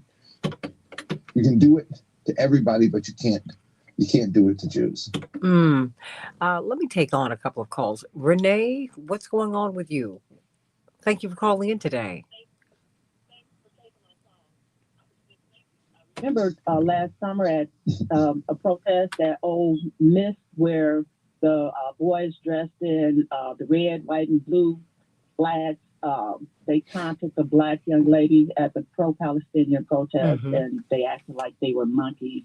Nothing happened to them, but, black people are used to being mistreated and not having any bills set up to protect us from the homicides committed by police when they shoot us in our backs, or when people like the guy who shot Trayvon Martin shoot us standing his ground. So we're used to this stuff. But Santita, I had pulled up an article, and I just want to briefly read this if I can. It says the criminalization of political speech and activism against Israel has become one of the greatest threats to free speech in the West. In France, activists have been arrested and prosecuted for wearing T-shirts advocating a boycott of Israel. The UK has enacted a series of measures designed to outlaw such activism. And the U.S. governors compete with one another over who can implement the most extreme regulations to bar businesses from participating in any boycotts aimed even at Israeli settlements, which are illegal. On U.S. campuses, punishment of pro-Palestinian students for expressing criticisms of Israel is so commonplace that the Center for Constitutional Rights refers to it as the Palestine exception to free speech. Wow. And I'm almost finished. It says, but now a group of 43 senators, 29 Republicans, and 14 Democrats want to implement a law that would make it a felony for Americans to support the international boycott against Israel, which was launched in protest of that country's decades-old occupation of Palestine. The two primary sponsors of the bill are Democrat Ben Cardin of Maryland and Rob Portman of Ohio. Perhaps the most shocking aspect is the punishment. Anyone guilty of violating the prohibitions will face a minimum civil penalty of $250,000 and a maximum criminal penalty of $1 million and 20 years in prison. Now, Chuck Schumer sponsored that in the Senate. Locally, the ACLU stopped that in 2017. This is 2017 with bipartisan support. Now we're back, and Donald Trump's back. Joe Biden didn't do anything to help. He helped make things worse, which is why we have Trump right now. We are in some scary times, and this just shows that when we let things just continue. We don't protest stuff enough when it's happening. It's a little bit of evil just becomes more evil. The lesser of two evils, we just end up with more and more evil and more darkness. And now we are in a dark, scary place with an administration who does not care about the Constitution. And when I was looking at other articles last week about the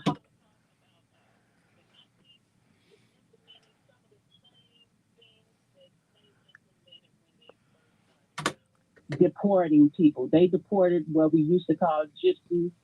Sure. He's deporting like a deport.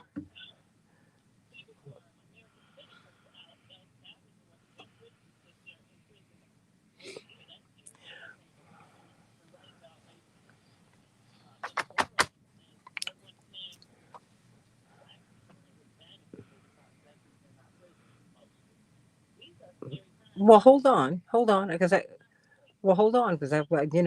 wanted you to read that, but Dr. Zogby, please respond to that, because really, with President Trump and President Biden, there's really been no daylight between them on this particular issue at all. So, I mean, if this was going to be your issue to vote on, they were essentially the state and the administration in, administration out, Democrats, Republicans, they have the same position on this issue. And yet increasingly Americans are pushing back. Not enough. From the courts yet, we've got 37 states that have that kind of legislation that she talked about because it was defeated in Congress. ACLU and other groups were very helpful in defeating it. It's back again. There's a law coming back, not with criminal penalties, but making the definition of anti-Semitism making the definition of criticism of Israel equal to anti-Semitism. I fear it might pass because both Republicans and Democrats are supporting it right now. But I think what's been different is the way that the Trump administration has latched onto this as a way of, like I said, forcing universities to cower.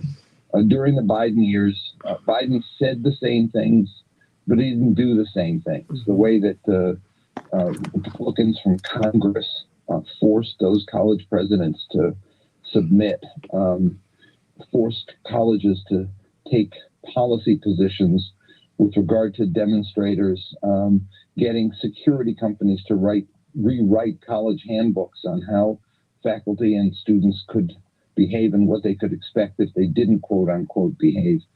That's all new. That's Republican, and I think there is a bit of difference here.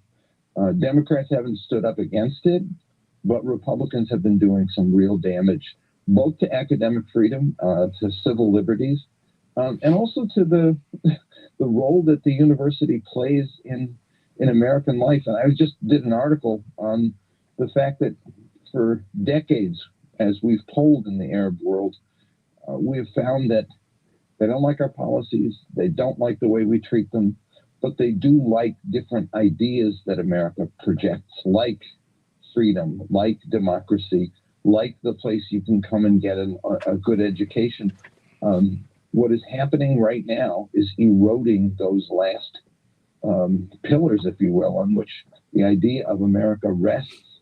In much of the rest of the world, they'll say, yeah, you got crummy presidents and stupid Congress, and you got policies that negatively affect us, but your way of life isn't so bad, and we'd like to get an education in your country. That's now going to be erased as part of the idea of America, and Republicans have done that. But Dr. King was a dissenter, right? And and Malcolm X was a dissenter. I mean, all of these dissenters were harassed by our government, and ultimately killed. And so many people feel with significant help from the government, if not outright by them. And so it's not like we have moved.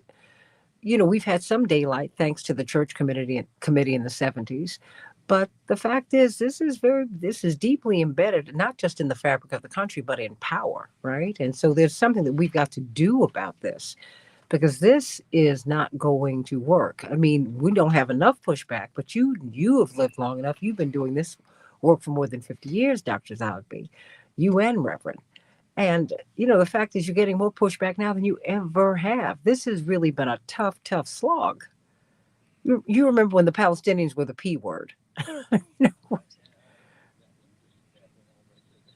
Yes.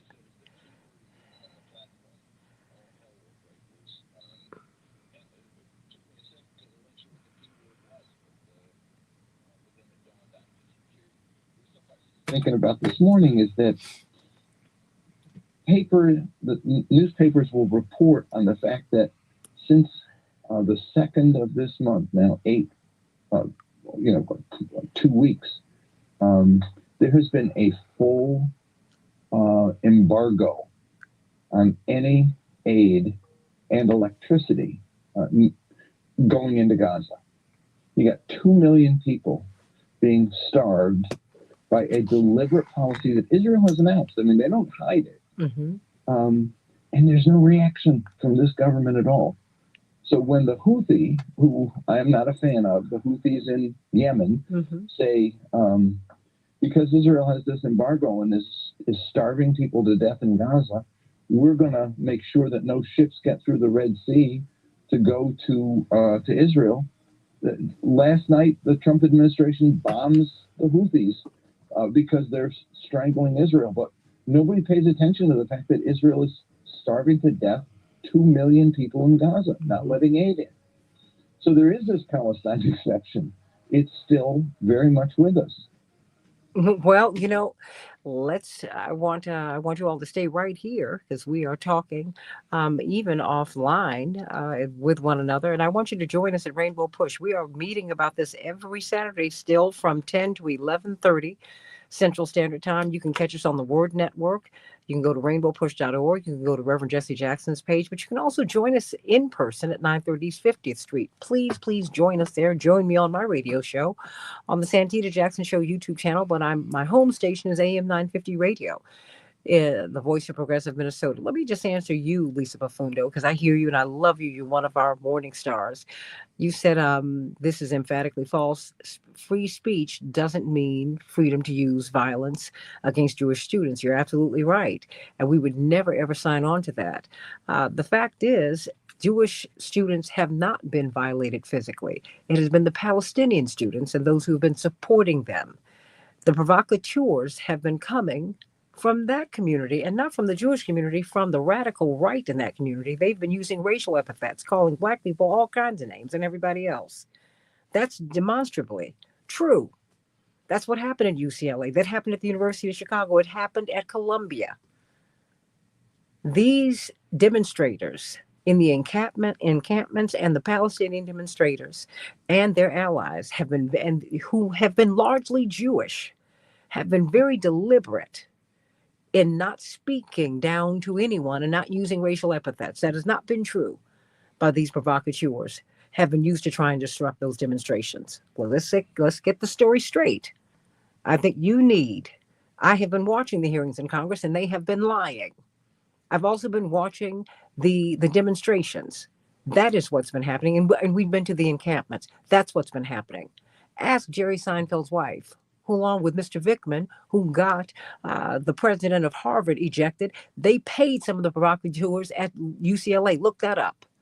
That hasn't gotten nearly enough coverage. That happened, Lisa. That is real. If you want to talk about people feeling unsafe, everybody's felt unsafe. But the people who've been physically violated, the people who've broken up the encampments, have not been anyone but those provocateurs. Get that story straight. Get it straight. Look it up. And you can go on my Facebook page. I've been posting the stories. And you can go back on my shows. We've been talking about it. The facts are the facts. You're entitled to your opinion, but not your own set of facts. Back with more, just a few closing thoughts here on Keep Up Alive in just a few minutes.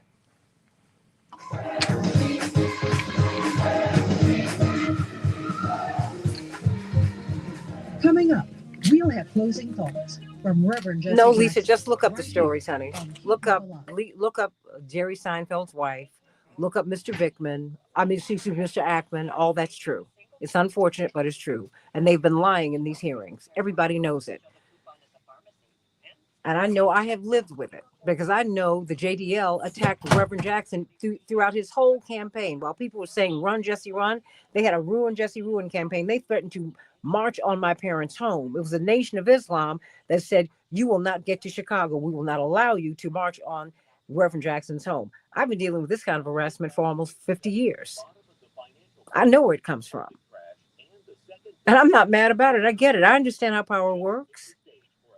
But I want you to understand what really is happening here and how the American people have not been told the truth. Jerry Seinfeld's wife and Mr. Ackman paid these provocateurs at UCLA. And you're not even talking about the people who got in the marches to try and break them up and who would shout violent phrases, and they would chant violent phrases, and everyone knew that they were provocateurs. And I know it because I come out of the civil rights movement. They did the same thing. The only time Dr. King's march ended in violence was the week before he was killed. And that provocateur was a Morehouse student, his same college from which he was an alum, and he was from the CIA also. That's how this works, Lisa. This is not something I've heard about. This is something I've lived every single day. No one would ever be on this show supporting the harassment of anybody. But you need to be clear on who's getting harassed here. Get clear on it. So, Dr. Zogby, do you want to say anything? Because I know we're going to have how much? We're going to have a minute when we get back. Not even. I can do it in less. Well, okay. So you know what? We are online, so you can say something, and Reverend Dr. Uri can say something too, because we got a couple of minutes. Well, look, I am so distraught over what is happening on college campuses and the lack of action to defend free speech and academic freedom. I was going to say, if anybody out there wants to invite me to a college campus to speak and challenge this, I'd love to do it. It is important to me that people assert themselves against this policy of trying to silence speech. We can't let Trump win this one. Can't let the Republicans win it. And so, yeah, just write me and invite me, and I'll come. Revenue is gone. Well, you definitely need to be there. And I hope what happens to you is not what happened to Reverend. You remember when Joe Lieberman killed the whole season of Reverend speaking engagements, almost all of them, when he was pushing back against the invasion of Iraq. Yeah. But this is what we need this right now. We need this more than ever. And we need to talk about it, and we need to expose what's really happening on these campuses. And you need to expose who the provocateurs are. And I feel some kind of way about these provocateurs, Dr. Zog, because I have lived with them. And I have been trained how to march so that when they came into the marches, you would recognize who they were and you'd step away. Yep. Coming up in 30 seconds. You only have Dr. Zog. And I lived it too. Oh, look, I love you, and it's all good because we're closer today than we ever have been. That's the good news. Mm-hmm. Because at least Palestinians are no longer the P word. Oh, wow, that's crazy. But you know what? I'm going to give just under a minute to you. You can close us out. Coming up in 10.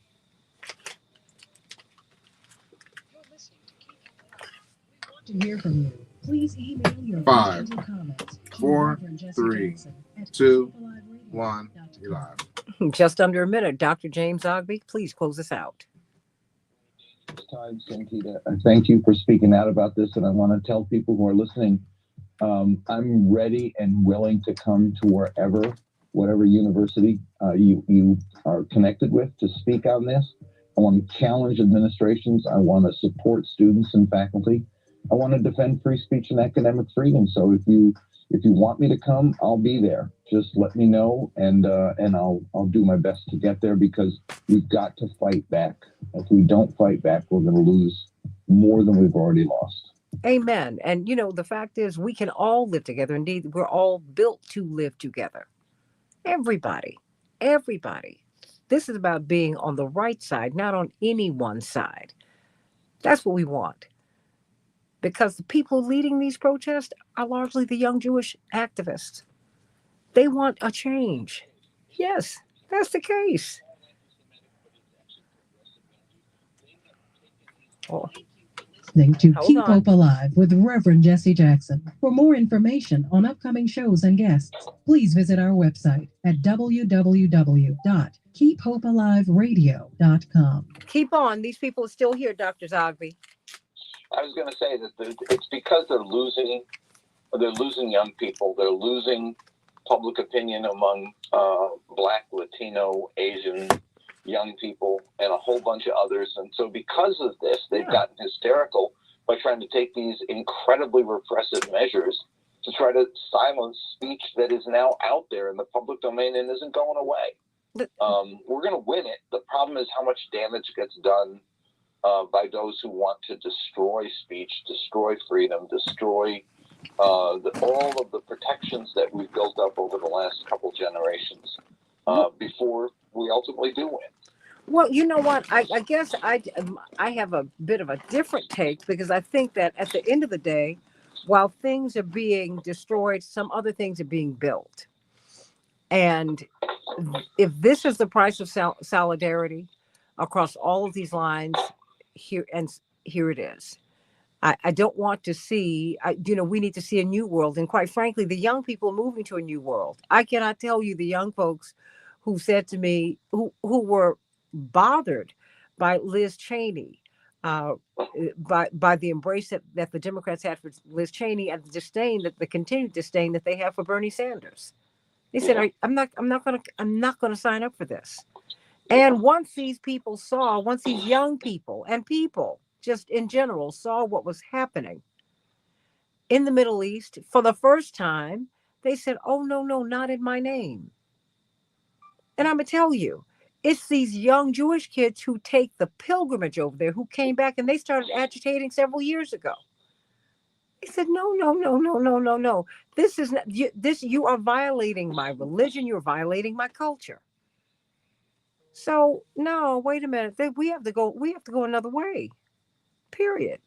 I agree with you about the solidarity that's being built and the relationships that are strengthened by this movement, but the damage being done is so severe that it will take us a generation to get back to where we were. The protections, the rights, the structures that were put in place on everything from civil rights, civil liberties, and environmental protections as well. Sure. And health and safety regulations. I mean, they're taking it apart. And here in Washington, the psychological strain that it is placing on federal workers, the number of them who had to seek help and counseling because they just don't know when they go to work day to day what they're being asked to do, and what they'll lose their jobs and their families will go under. This is a terrible disease that's been inflicted on all of us. And yeah, I think you're right. I mean, we're waking up. We're seeing stuff. Chuck Schumer hasn't awakened, but a lot of other people are. But like I said, the damage being done is real, and I don't know when we'll get a Congress with guts enough to be able to not just challenge it, but also to put back in place those structures. How are we going to get? Who's going to do gay marriage? Who's going to do civil protections for women's health care? Who's going to do, some of the environmental protections? Who's going to do all the civil rights stuff that's been eroded? It's going to be hard. Dr. Zogby, it's going to be hard. It was hard for you and my father. It's been extremely hard. But you know what? Yeah. These young people are already down the street on this. Jonathan Greenblatt, in his meeting with the ADL, I guess, and other Jewish leaders, said what you all are missing here is that this is not a right-left Democrat Republican struggle. He said this is a generational shift. We have lost a generational fight, and they have. And what I'm saying is it's a new world. I mean, I don't care on the right and the left. They're like, wait, I don't like this. And I'm not going to give you my money to do this. Now, when you all did this 40 odd years ago, and I don't know what made you have the temerity to run for president on this, but you did. Whew, wow. I went in and gave my father a kiss. Just having seen all of the things that I've seen, I said, you know what? Yeah. I said, and he looked at me. I said, Daddy, I love you. He said, I love you too, baby. He said, what's going on? I said, well, either you are absolutely insane or you're the bravest man I've ever known. He just looked at me. I said, how did you run for president advocating for a terrorist named Nelson Mandela and another one named Walter Sisulu? How were you pulling for the Palestinians while at the same time no one wanted to hear you? Israeli security. While we had a no-talk policy. These kids are already way beyond that. They're down the street with it. And while a lot of things are being torn down, there's an opportunity for them to build. You know, in God, there is no social promotion. You don't get a chance to move forward until you really get the lesson, Dr. Zogby. You know that you're a man of faith. No. I like that. No social promotion. No, not with God. You have to get reward for just being. You don't get one of those a gold star participation awards. Yeah. No. God doesn't do that. If you don't get it, you continue to get the lesson until you get it. Yeah. Jesus had that experience on the cross until Jesus said, forgive them, for they know not what they do. He had to stay up there and struggle. That's just how if God did that to his only begotten son, what about us? Come on. I feel very hopeful when I listen to these young people. I'm like, wow, this is a tough moment. And it's going to force many of us who've been very comfortable, Dr. Zogby. We've been disturbed. We're uncomfortable. We're frightened. And, fear is not of God. We became too comfortable. I was talking to some people yesterday, and they are very comfortable people who make very comfortable salaries that are in jeopardy. I said, you do know they've been downsizing government for the past 80 years. But until it hit them, they didn't really think about it. They didn't see the necessity of these movements because they were fine. And the fact is, nobody's fine until everybody is. You can't feel comfortable when you drive under a viaduct and see all of these encampments where people are living. Something's not right. Washington's one of the most expensive cities on earth. And Chicago's becoming unaffordable too, Dr. Zogby. Chicago used to be the most affordable big city. That is increasingly not the case. and they are moving people out. We've lost 300,000 Black people in Chicago over the past 20 years. And it happened like in a 10-year span.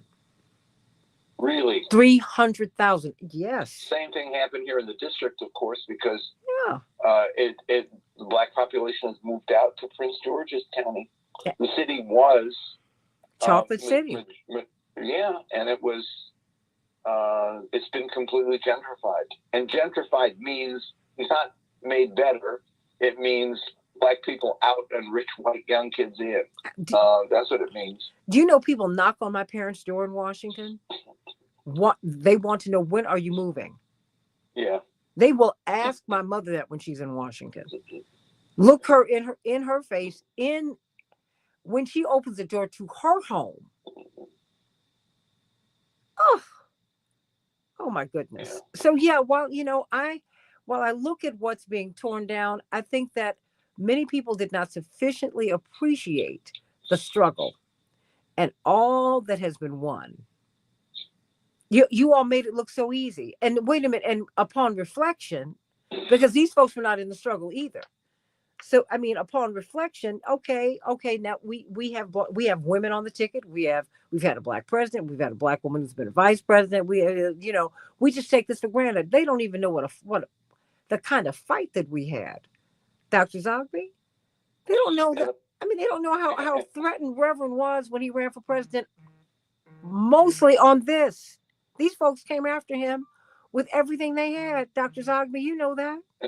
And the politics of it didn't change. No. There was a change on the surface, but what troubled me about the Obama administration was how he broke a barrier, but he denied that barrier that he broke. I mean, he never took the stands that he could have taken on race, as unpopular as they may have been.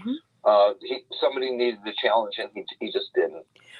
Well, when you challenged him, you were called a hater, Tavis, Reverend, Cornel West, and they tried to take everything from you. And it was like, wait a minute, criticizing you doesn't mean we hate you. Criticizing you means we love you, because you will be out of the presidency longer than you will be in the presidency.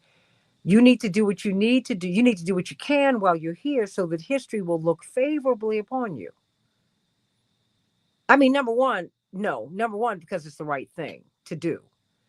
But if you want history to look favorably upon you, you need to do some other things. You can't. Gaddafi, we saw he died. Are you serious? Oh, come on.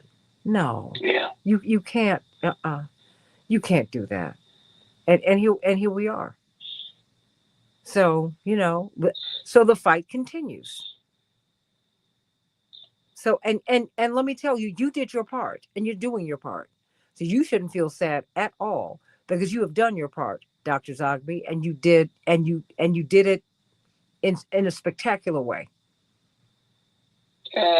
Yeah, you did. I'm telling you, because I look at you and Reverend and a few other people and go, you all were nuts, but you can't. You did it. That's true. Oh yeah, it's a little crazy.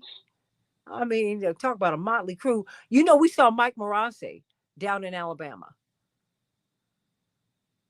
and it was wonderful to see him and some of the old Rainbow people when we were down there for the 60th anniversary of the Selma to Montgomery March.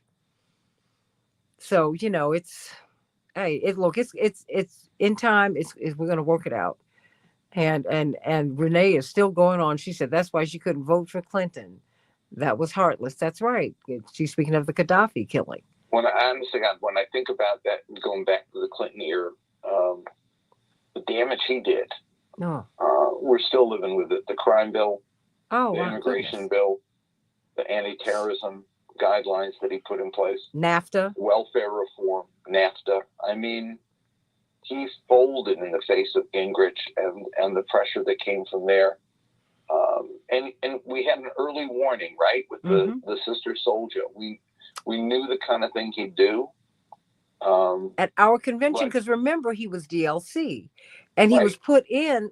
The wrinkle in 92 was that Reverend didn't run, because he was positioned to do what Al Gore failed to do in 88. Remember, Al Gore was supposed to take Reverend out. Reverend took Al Gore out. So they had a perfected candidate, someone who was much more folksy, far less, and I like Al Gore a lot. I mean, he's a nice guy, really, really is. But, he is to the manner born. That is not Clinton. So Clinton could have kind of met another moment with Reverend. And that was what he was supposed to do. But he came at Reverend in his own way. Remember, he said that he was a liar, that he was dishonest. I mean, he came after us. And then at our convention, the Sister Soldier moment. Yeah. So I remember that well. Yeah, of course, because we were all shocking. Sitting there like, I wasn't shocked because all the stuff he had been doing during the whole campaign. Yeah. And, I was shocked. I was shocked that he did it, and that it was so transparent why he did it. There was no moral grounds he was standing on. What he was trying to do was send a message to conservative white voters that I'm willing to speak out against this guy, not against the injustices that bring us here, but against a guy who's fighting the injustices. Yeah, that because that was it. That was what he was there to do. Now we ended up getting on with him, you know, and having a wonderful relationship with him. But make no mistake, NAFTA, welfare bill, crime bill, which Biden absolutely ushered in. Remember, he went on the floor of the U.S. Senate within 2 weeks of the near killing of Rodney King and pushed for a police officer's Bill of Rights. I mean, it was all of that, which led us to Newt Gingrich. And. So these blue dog Democrats, that's right, Renee. I mean, and you remember we saw them coming at us in 84. They said that they were forming the DLC purposefully and purposely to come after the rainbow. You remember that? Oh. So here we are. And guess what? Now the young folks get it. So good. But thank you, Santia. I'm sorry I was a little I wasn't as focused in the beginning because yes, you were. I had a bad night last night, sleeping. Oh no! You look, you were. Much going on. Trust me, you were great. Trust me, you were great. I would have jumped in and I would have said something else. Trust me, I'm not gonna let you fail. But you have too much experience. You know, I know you're great. Sending you so much love. Thank you. God bless. And to you and your family too. Oh, thanks. My love to you and yours. Thanks. Bye-bye. Love you all. I'll see you this afternoon, say at 1 o'clock Central Standard Time and 2 o'clock Central Standard Time. Bye-bye.